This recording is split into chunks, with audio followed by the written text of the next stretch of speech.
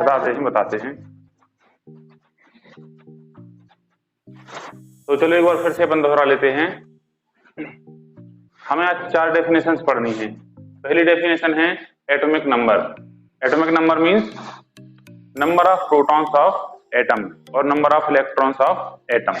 किसी भी एटम में जितने इलेक्ट्रॉन्स होते हैं या जितने प्रोटॉन्स होते हैं उसी को कहते हैं हम उस एटम का एटॉमिक नंबर।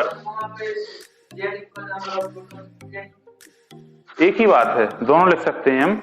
जैसे हमने लिखा है Z equal to number of proton, हम ऐसा भी लिख सकते हैं Z equal to number of electrons.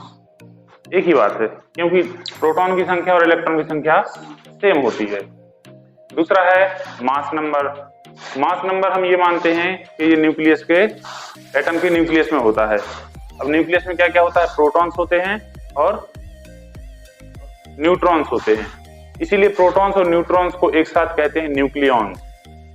Nucleons means जो न्यूक्लियस में होते हैं। तो हम कह सकते हैं mass number is equal to number of nucleons, या दूसरे शब्दों में हम कह सकते हैं mass number is equal to the sum of protons and neutrons. ठीक है, it is denoted by A. तो हम लिख सकते हैं A equal to Z plus N. ठीक है, अब इसके बाद आती है तीसरी definition atomic mass. Atomic mass क्या होता है? वो संख्या है जो बताती है कि कोई एक पर्टिकुलर एटम कार्बन 12 के 1/12 पार्ट से कितने गुना ज्यादा भारी है। बात समझ में आई? जैसे ऑक्सीजन के लिए एटॉमिक मास होता है 16 AMU, means it is 16 time greater than 1/12 part of carbon atom. Carbon 12 atom, oxygen नहीं, कार्बन 12 एटम। पर्टिकुलर हम कार्बन 12 ही लेंगे, कार्बन 13 या कार्बन 14। कार्बन जो है ये स्टैंडर्ड यूनिट है जो बताती है कि जो हमने ली है किसके लिए?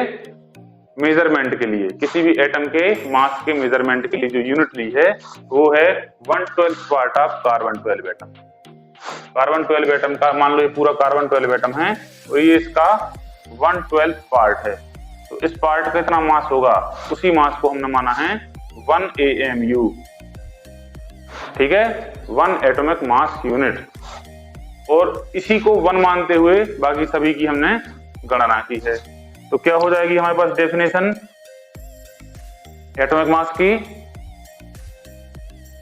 Atomic mass is a unit scale of AMU.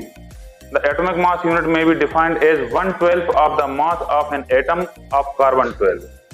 ठीक है, ये कहलाती है atomic mass unit. It is means 1/12 part of carbon 12 atom. इतनी चीज क्लियर है? इसके बाद डेफिनेशन आती है किसकी? एटॉमिक मास की। तो क्या होगी एटॉमिक मास की definition? The atomic mass of an element tells us to how many times an atom of the element is heavier than 1/12 part of an atom of carbon 12. Clear? और वैसे ही definition आती है number 4 molecular mass. Molecular mass जैसे atomic mass निकाला हमने, वैसे ही molecular mass भी होता है। ये क्या बताता है कि कोई भी मॉलिक्यूल कार्बन 12 के 1/12 पार्ट से कितने गुना भारी है। जैसे H2O ले ले हम, H2O का मॉलिक्यूलर मास होता है 18, क्योंकि हाइड्रोजन का 1, तो 2 + 16, तो टोटल क्या आ गया? 18 AMU।